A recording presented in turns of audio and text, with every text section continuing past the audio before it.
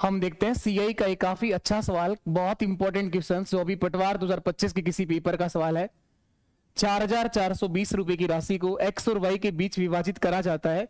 6 वर्ष के अंत में एक्स द्वारा प्राप्त राशि 8 वर्ष के अंत में वाई द्वारा प्राप्त राशि के बराबर हो जाएगी। तो सीआई का जो रेट ऑफ इंटरेस्ट है वो 10% प्रति वर्ष है। तो बताओ दोनों का हिस्सा कितना होगा। तो 4,420 रुपए की राशि को विभाजित करना है एक्स और वाई के बीच। इन दो लोगों को बांटना है एक्स और वाई। 6 वर्ष के अंत में एक्स का हिस्सा और 8 वर्ष के अंत में वाई के हिस्से के बराबर होगा। और दोनों के लिए रेट ऑफ इंटरेस्ट 10% है sir, same rate of interest है। तो ज्यादा पैसा किसको देना पड़ेगा? ज्यादा पैसा यहां एक्स को देना पड़ेगा क्योंकि उसके पास टाइम कम है ब्याज कमाने के लिए, 6 वर्ष का समय है।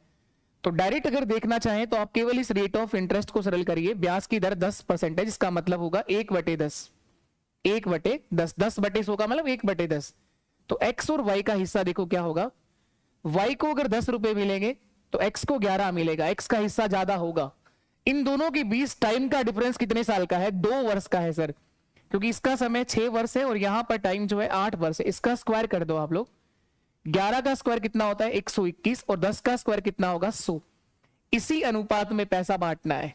एक लाइन में सवाल खत्म हो गया है। बहुत अच्छा सवाल है। एक्स का हिस्सा कितना होगा? 4,420 रुपए की राशि टोटल है। टोटल के नीचे टोटल आएगा 221 और गुणा करेंगे आप लोग एक्स के लिए 121 से इंटू कर दो सर। 221 से पूरा कट जाएगा ये 20 बार और 121 का दुगना कितना होता है? 242। 242 और 10, 2,420 और 2,000। ऑप्शन सी मेरा राइट आंसर है।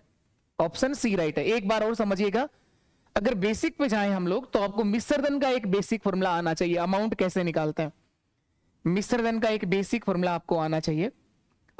बेसिक से करना, इसी से आप लोग समझ बनती है और अपने आप के ऊपर कॉन्फिडेंस आता है कि तुम कुछ भी सीख सकते हो और हाँ बिल्कुल कुछ भी कर सकते हो आप। लेकिन मेरा हमेशा प्रयास होता है कोई भी बात आपको बिल्कुल बेसिक से समझाया जाए, उसके बाद पेपर में डायरेक्ट कैसे करना है वो तरीका भी हमें आए। मिश्रधन का बेसिक फॉर्मूला क्या होता है? एक्स गुणा मूलधन गुणा 1 + 10 r/100, 10/100 की पावर t। टाइम 6 साल है सर इसका। और इसका जाएगा y गुणा 1 + 10/100 की पावर t का मतलब इसका समय 8 साल है। बस यहां से रेशियो बनाओगे x और y का। इसके ऊपर 8 पावर है, इसके ऊपर 6 पावर है। डिवाइड होगा तो 2 ही पावर बचेंगी और वही मैंने डायरेक्ट लिखा है। तो ऑप्शन सी हमारा राइट आंसर होगा। काफी अच्छा सवाल था।